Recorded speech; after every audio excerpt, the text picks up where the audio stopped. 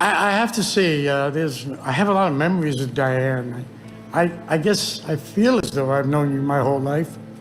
So with Diane, I have a couple of instances, mainly the one when we all met for the first time. Hollywood woke up to heartbreak. The world lost Dianne Keaton, the woman who turned awkwardness into art and redefined what it meant to be real. But in the middle of Hollywood's grief, one post stopped everyone in their tracks: Al Pacino's. Just a single photo, a memory frozen in time, and two words that broke the internet. Goodbye, Diane. No interviews, no tears, just silence. The kind that hides decades of love, regret, and secrets. And now, at 85, Al Pacino is finally breaking that silence, revealing the truth about the woman he never stopped loving, Dianne Keaton. Their story began more than 50 years ago. In 1971, a young Dianne Keaton walked into an audition for a mafia film she knew almost nothing about. She hadn't read the script, hadn't even heard of the novel it was based on. She was just another struggling actress searching for a chance. That film turned out to be The Godfather. Director Francis Ford Coppola saw something extraordinary in her. A nervous honesty, a flicker of humor that felt completely real. He cast her as Kay Adams, the moral center and future wife of Michael Corleone, played by a then unknown Al Pacino. When their eyes met for the first time during rehearsals, something clicked. On screen, it was chemistry. Off screen, it was something much deeper. A connection that would follow them for the rest of their lives. Long before that moment, Dianne Keaton had already learned to stand apart. Born in Los Angeles in 1946, she grew up in a creative but complicated home. Her mother, Dorothy Dianne Keaton, once crowned Mrs. Highland Park 1955, filled shelves with scrapbooks and journals documenting her daughter's rise. Her father, Jack Newton Ignatius Hall, a civil engineer and World War II veteran, lived with quiet disappointment. Before his death from brain cancer, he told Dianne something that would shape her forever. "I hated my job. I wish I'd taken more risks." That sentence became her life's vow: never play it safe. As a teenager, Dianne was tall, awkward, and self-conscious. Instead of trying to blend in, she embraced her uniqueness. She created her own armor: oversized hats, men's jackets, and wide ties.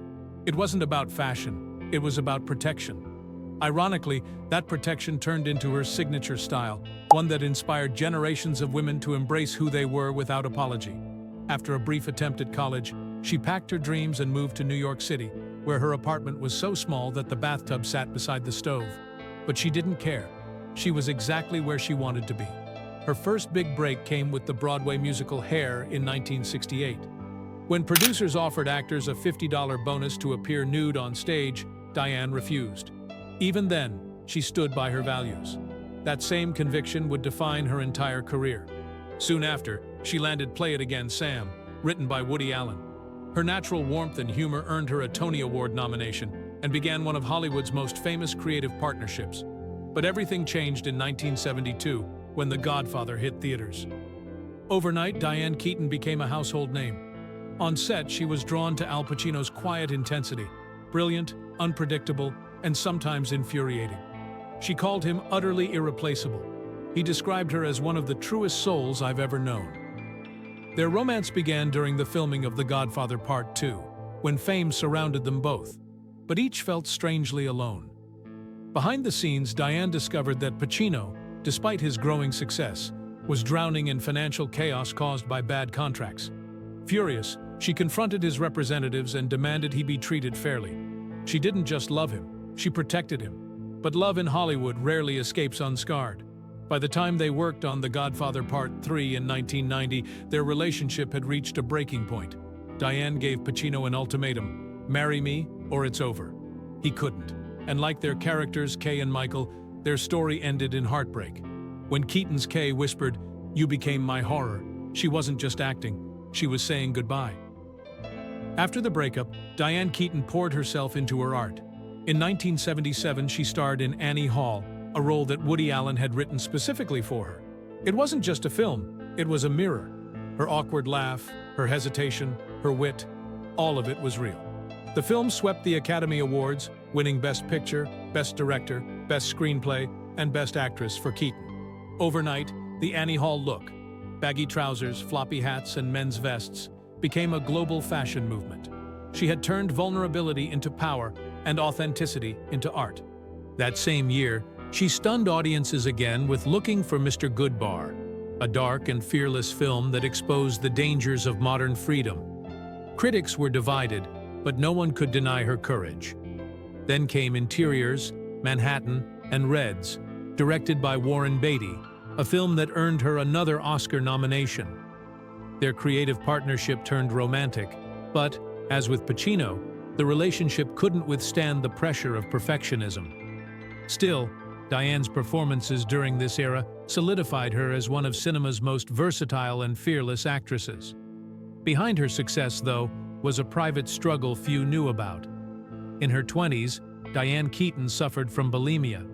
To stay thin, she binged and purged daily, damaging her health in silence. Her teeth began to decay, her body weakened, but she never let the cameras see her pain. Years later, through therapy, she found healing, what she called the talking cure. The experience gave her empathy and humor, and it taught her to face any role or heartbreak with strength. As time went on, Keaton became known not just for her performances, but for her loyalty. When her old collaborator Woody Allen faced scandal, she refused to denounce him, saying simply, "I love him. You've got to get over it." The remark divided Hollywood, but it revealed her character, loyal, fearless, and unshakable. That same devotion defined her lifelong friendship with Al Pacino. Even after their romance ended, the bond remained. They were often seen laughing together at award shows, their connection obvious even decades later. By the 1990s, Dianne was reinventing herself once more. She began directing documentaries like Heaven and starred in movies that celebrated strong, independent women. In Baby Boom, she portrayed a working mother balancing ambition and love. In Something's Got to Give, she became a romantic icon for a new generation. Off-screen, she built a quiet life of independence. She adopted 2 children, Dexter and Duke, and began restoring historic homes across Southern California, turning her father's unrealized dream into a lifelong passion. When asked why she never married, she laughed and said, "I just didn't want to give up my independence." But those close to her knew she had already given her heart once to Al Pacino. Even after all the years, their friendship never faded. In 2022, during the 50th anniversary celebration of The Godfather in Los Angeles, they appeared together one final time. As Dianne stepped onto the stage, Pacino gently held her arm and helped her up the stairs. The audience rose to its feet, not for 2 Hollywood legends, but for 2 souls who had lived a love story larger than life. When Dianne Keaton passed away, the news hit Al Pacino harder than anyone imagined.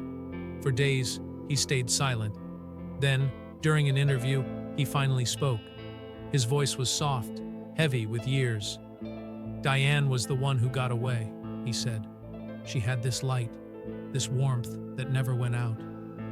She taught me to see beauty in imperfection, to laugh at the madness, to never take any of it too seriously. She changed my life forever." Those who heard him said they had never seen Pacino so vulnerable. He called her a rare soul, admitting that every time he watched The Godfather, he still saw her, the woman who made him laugh between takes, who believed in him before the world did. Dianne Keaton's legacy stretches far beyond her films and awards. Yes, she won an Oscar, 2 Golden Globes, and inspired countless artists, but her true gift was authenticity. She showed the world that imperfection is beautiful, that being different is powerful, and that vulnerability can be strength. Every woman who dares to wear what she wants, every actor who chooses truth over glamour, carries a piece of Dianne Keaton's spirit. She made awkwardness charming, individuality iconic, and age irrelevant. She lived her life on her own terms, fiercely, fearlessly, and fabulously. For Al Pacino, the memories of Dianne Keaton will never fade. Even at 85, he doesn't talk about fame or awards. He talks about her laughter, her light, and the way she changed his life. Some people leave, but their spirit stays forever, and for him, that person was Dianne Keaton. Their love began on set, but it became something much greater, a story of connection, courage, and timeless devotion. When he said, "Goodbye, Dianne," it wasn't the end. It was eternity. If this story moved you, don't forget to like, share, and subscribe for more untold Hollywood love stories. Thanks for watching.